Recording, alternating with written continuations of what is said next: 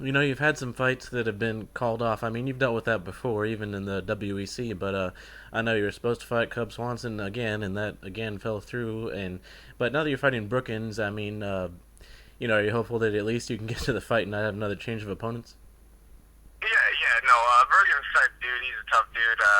I know he's ready to go. He's trained smart, and I have a good feeling that this will break my streak of people pulling out. So, no, really looking forward to it. It's a good matchup. It's been set up for a while now, so we've been training for each other for a while now. So it should turn out to be a good fight.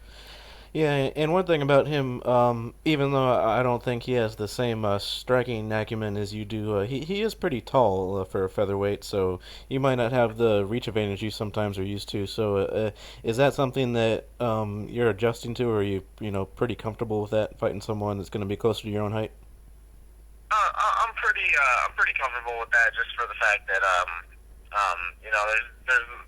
there's a little difference to what I do, but at the same time, he doesn't like people in his face, and his head movement's not that great. So it's one of those things that striking, you can't run it by anybody and think that they're not a good striker. This is MMA; anything can happen. So definitely something that some stuff we've been working, just because he's taller, and most of the guys at 45 that I fought are usually the shorter guys, but definitely been working on it. I don't think it'll be an issue.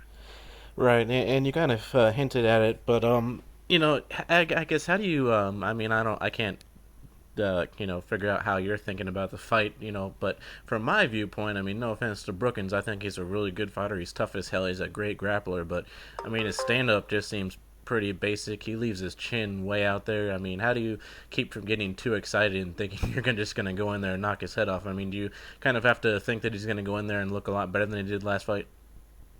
Yeah. I mean, you always gotta assume that. I get in there. This is my job. I take it seriously. I'm not gonna take anybody striking lightly, even if they are a terrible striker. I don't know what he's been doing for the last 6 months.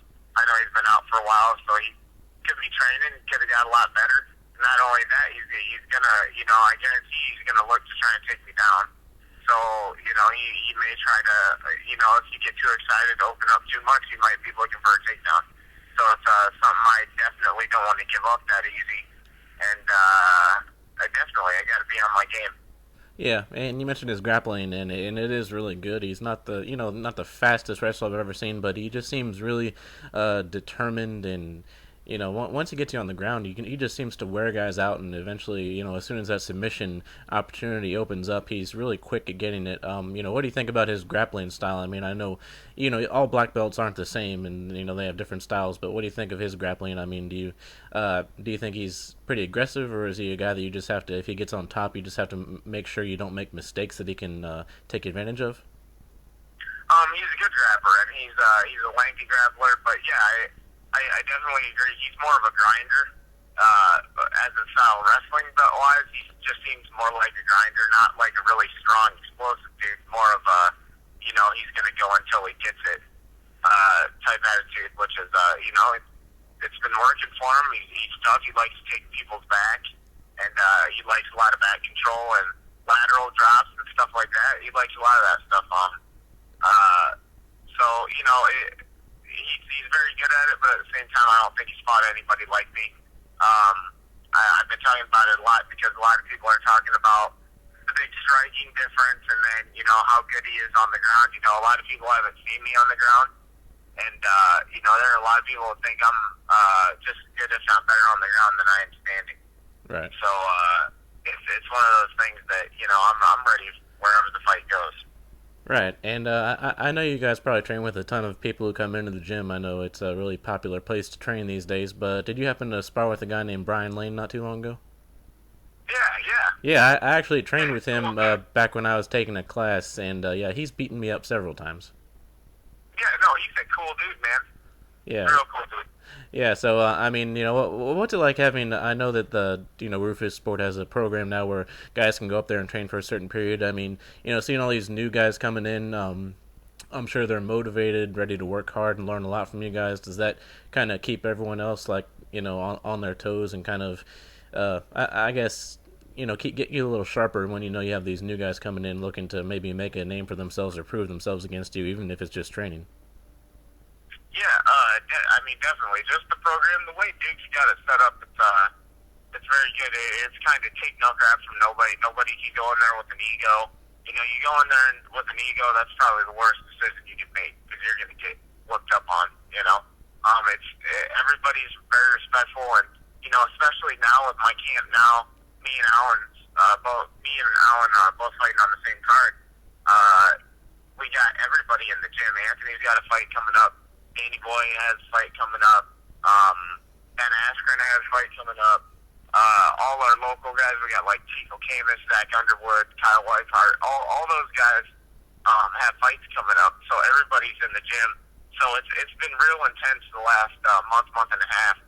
And that's the thing. I was kind of joking with Duke. We need to take a team vacation after all this is over, Right. Because all of fall is taken up, and everybody's training so hard because everybody's got a fight coming up. So you're going to see a lot of us in the best shape. A lot of people say that, but really, like right now, my weight's the best it's ever been this far out, and I'm in great shape, man.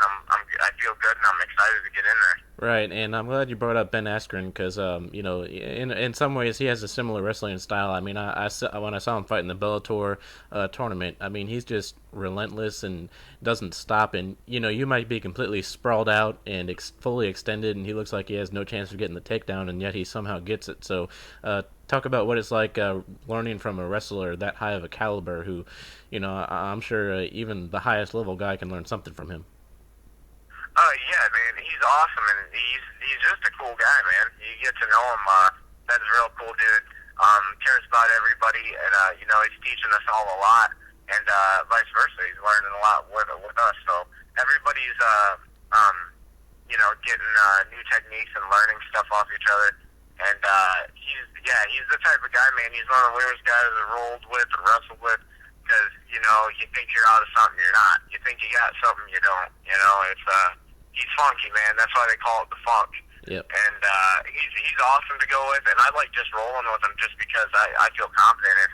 If I can do good with Ben, then I'm good for Brookins. He just gives you that confidence, and he puts you through a workout, man. Let me tell you, going with that guy, it's 100% the whole time.